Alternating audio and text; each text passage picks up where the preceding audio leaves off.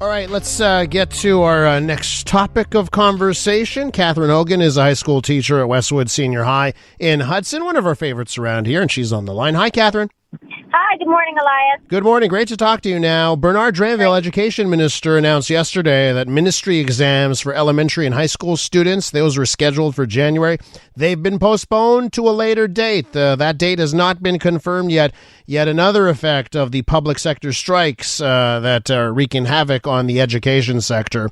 Now worries grow larger as a deal hasn't been agreed to, and we've seen more talk about the back and forth between the sides this morning. So, Catherine, let's talk about those effects first things first. The delayed exams, what will be the effects of that? Well, the delay in the exams, a lot of people don't know that some of these January exams are what we call our supplemental exams. That means if students have not been successful on their ministry exams in June, they have a second go-round in August and a third go-round in January to pass their ministry exams. So some of these exams are really critically important for students who are hoping to graduate high school this year or who came to the end of last year and haven't successfully passed high school yet and are waiting on these exams for acceptance into CEGEP.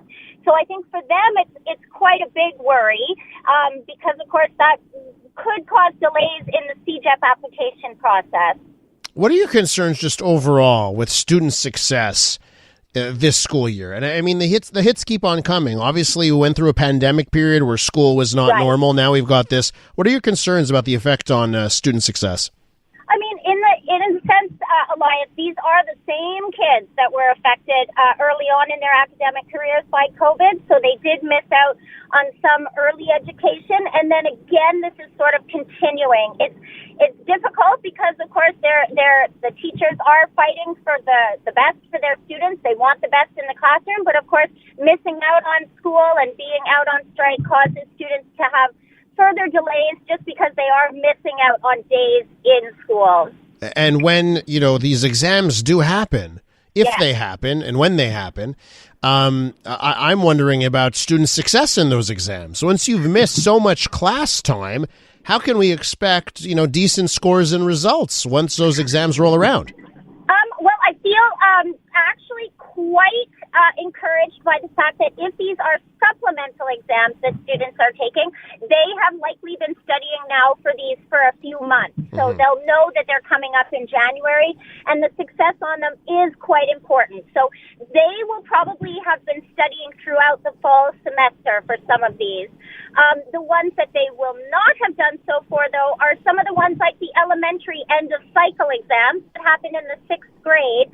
These are ones that teachers will begin the preparation for in December and early January, and then begin the process of those big end-of-cycle exams in January. So that's the area where I would be concerned about seeing some changes in the success rate.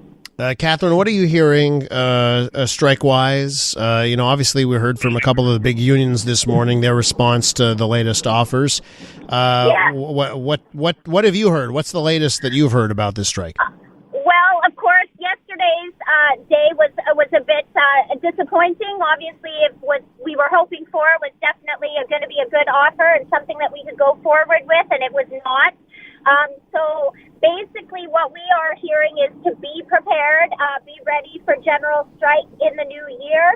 We certainly are hearing that they want to make movement before the holidays, but that is just not what we're seeing in the negotiations. So I think we are going to need to buckle up and get ready for a common front general strike in the new year. Okay, so that's obviously that would be the next step, right? Is a general unlimited strike.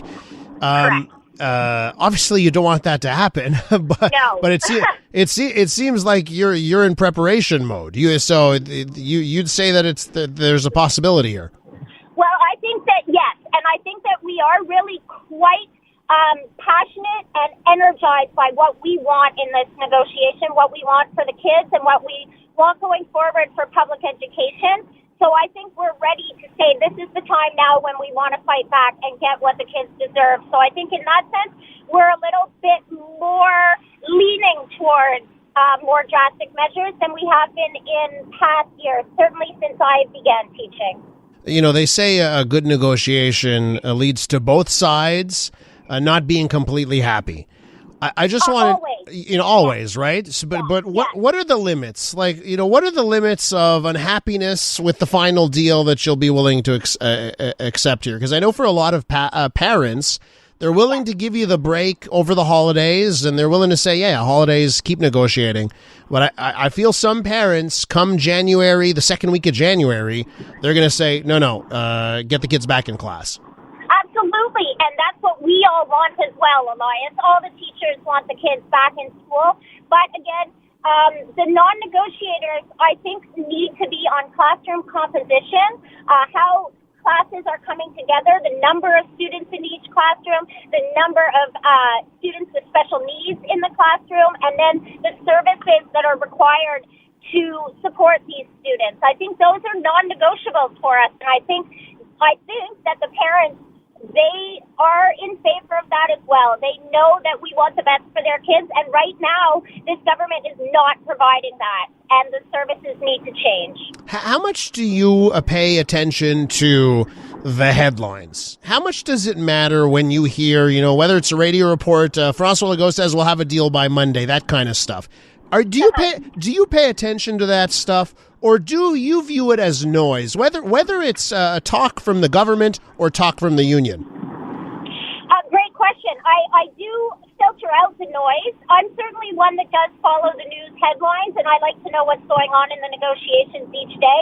But of course, when they did say that we would be headed back to school this past Monday, and the FAE union would cease their unlimited strike, that to us was absolutely complete noise, because we had not seen any. And I sort of felt that was a political statement. I thought that Legault kind of wanted to stay looking sort of like he was making some movement when he's not. So, yeah, I think we have to be careful to filter out what are the political statements from what's the reality that's happening at those negotiating tables.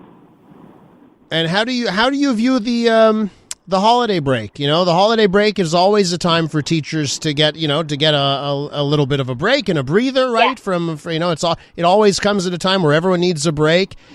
It's different this year, right? So how do you view it this year? Many more concerns, certainly.